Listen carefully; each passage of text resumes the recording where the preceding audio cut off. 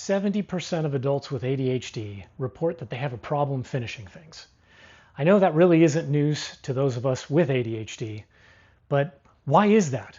Why do we have such a hard time consistently finishing things, finishing projects? And what can we do about it? By the way, this is the climbing wall that I started building 2 months ago. Yeah, it's not done. Now that I think about it, there are projects around the house I haven't finished in 8 years. That's kind of depressing. I have a real hard time finishing projects. And my guess is that you do too, because you're here watching this video. And that's a good thing. Wait, doesn't that suck? Well, yeah, it sucks because we have a hard time getting stuff done, but it's a good thing because now we know that our ADHD isn't isolating. There's other people out there that have the same problems that we do. Okay, so let's love the problem. Really break it down into some manageable pieces. New project comes along. It's new and shiny. So of course it's exciting and interesting. And we jump on it with both feet. Because we have low dopamine levels, we can get distracted by things that are new and shiny. After a while, unless we're really locked in, new projects aren't new anymore. They don't have that same novelty. The interest is totally faded. Challenge may have turned into overwhelm, or we don't know the next thing that we're supposed to be doing. And urgency, well, that's long since evaporated. So all of those things, novelty, interest, challenge, and urgency, that's NICU. We've talked about that before. That's what you use to get an ADHD brain engaged. And we've just thrown the whole thing out the window. So of course we're not interested. So we still want to get it done, but we can't seem to pick it back up again. That's task initiation, or starting a task. We have a real hard time with that. There's this mental block that's called the wall of awful. If we can get past the wall of awful, we have no problems continuing to do a task. But task initiation is a real hard part. This isn't about discipline or self-mastery. Discipline is basically forcing yourself to do something you don't want to do. Self-mastery means that part of you is the master and the other part of you is the slave. That doesn't work. We tend to have pretty rebellious natures. And if you force us to do something, we're going to rebel. It's a thing called oppositional defiant disorder. And it's one of those things that comes along in a nice little package with ADHD. It's called a comorbidity. Anyway, so yeah, if we try and force ourselves to do something, we're going to rebel. And that's bad. Well, it could be bad. I guess it depends on what you're really rebelling against. By the way, you should just hit that like button. It's right there. You know you want to. That way our AI overlords will put this video in front of more people that it could help, which is kind of the whole point of me making these things. So let's get to the solutions. That's why we're all here, right? But everybody's ADHD is different, so tweak them as much as you want to. Do what works for you. I've got 6 of them for you, with 2 bonus ones at the end. So let's start with the secret formula. NICU, for getting our brain engaged. NICU, again, stands for novelty,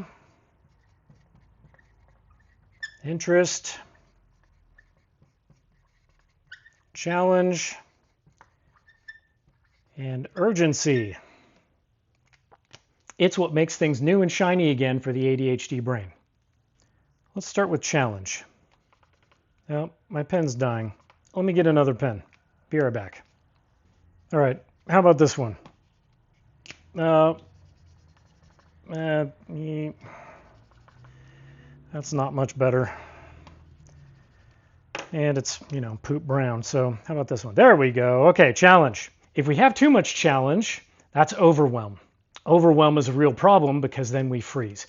We have to break it down into the simplest steps possible. There's a sweet spot. It's kind of like flow charts. So you have like task 1, and that's going into task 2, and you've got task 3, but you could actually be doing another task here at the same time, but they both feed in there, right? So maybe something like that. I don't know. I'm an engineer. I really like flow charts. And they help you to say, okay, I know what order and which things I have to do. So break it down into like super simple steps, just like this. They don't have to be as simple as open your computer is step 1. Step 2, log into your computer. But if that's the level you need to go to, then go to that level, whatever works. But if the first one is write the report, you may want to break it down a little bit more. That might be a bit too much. Okay, let's go to the next one. That's novelty. It really helps if you make something new again about the project. And one of the easiest things to do with that is the environment. So here we are working on our project. You'd never be able to guess I was an art minor in college. And one of the things we can do to add novelty by changing our environment is to find someone we like and have them come work with us. That way, you're adding a change of environment, which is going to add a bunch of novelty to the project. It's going to change everything. Or work on the project in a different room, whatever you need to do. Incidentally, this is a strategy right here that's called body doubling. So if you hear other people refer to it, that's what it is. It helps if you like the person, but you don't necessarily need to. Okay, interest. If you're working a project and you need to add interest, why don't you do something like go buy a new tool? I'm drawing a hammer looking thing here. That way, when you need to use the new tool, you'll use it on the project. But you can't work on the project without the new tool. So you go buy a new tool, which forces you to work on the project. So it's great. Everybody wins. Okay, the last one on NICU is urgency. Urgency is one that most people find out on their own, and they do it in the form of procrastination. And unfortunately, procrastination is not a great habit to be in. I guess I need like some kind of hammer thing that goes back and forth like this. Ding, ding, ding. So procrastination isn't healthy. However, with urgency, we can do things to not procrastinate and still tap into urgency. Set a timer on your phone, get a physical egg timer, do it on your computer, whatever, doesn't matter. But what you want to do is set that timer so that it's only like a small amount, like less than or equal to 5 minutes. That way, you only have to work on it for 5 minutes, and you have to be really honest about this.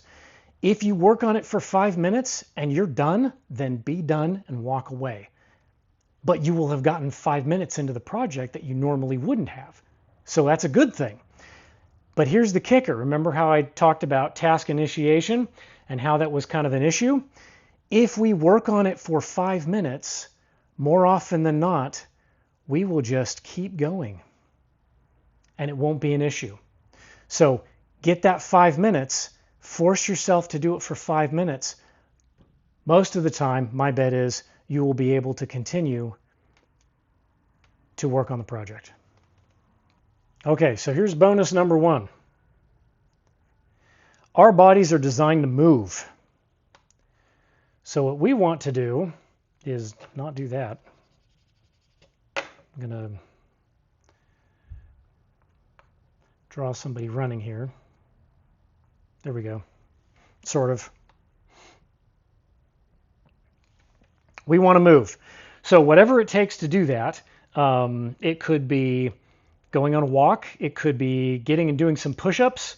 It could be doing a lot of different things. However, walking is really good because it's based off of, well, EMDR therapy is based off of walking.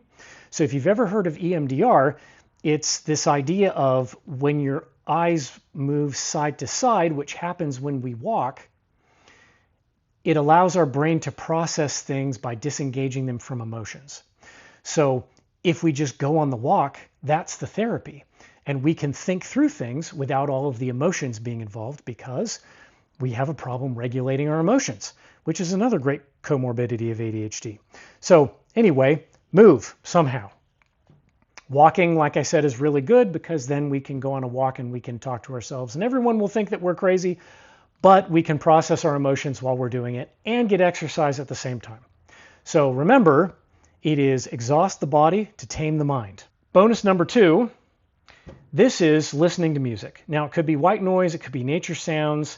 It really helps me if there's no words. Oh, I should probably write something. It really helps me if there's no words at all. There's nothing to distract your brain. But the reason why music works is because it's low level enough to have part of our brain be engaged, but not all of it. And so the part of our brain that isn't engaged actually can calm down enough to be able to focus on the task at hand. It really helps. So like I said, white noise, nature sounds, no words, do whatever you want. Just make sure it's not distracting. Could be flowy, could have a good beat to it.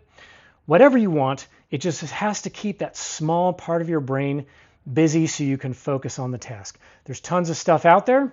I actually tend to just use playlists on YouTube. I have some Celtic stuff and some Viking music that I've been getting into recently because those are my people. But do whatever works for you. It doesn't really matter. So what experiences have you had? Put them in the comments below. Do you have any different tips or tricks for getting projects done? Let us know. Remember, we're all here learning together. Have you tried these 6 and the bonuses that we talked about? What were your experiences? Did they work for you, not work for you? Did you turn into a pumpkin? Yeah, let us know. We're all trying to learn together. We're all trying to turn ADHD into our advantage. It really helps everybody out. By the way, this video is sponsored by Ryobi. I'm just kidding. It's not sponsored at all. But seriously, if you work at Ryobi, give me a call. We'll talk. So yeah, thanks for coming with me. I appreciate you. And yeah, look forward to the next one. We're engineer the crap out of ADHD. And now I'm going to go spend time with my people.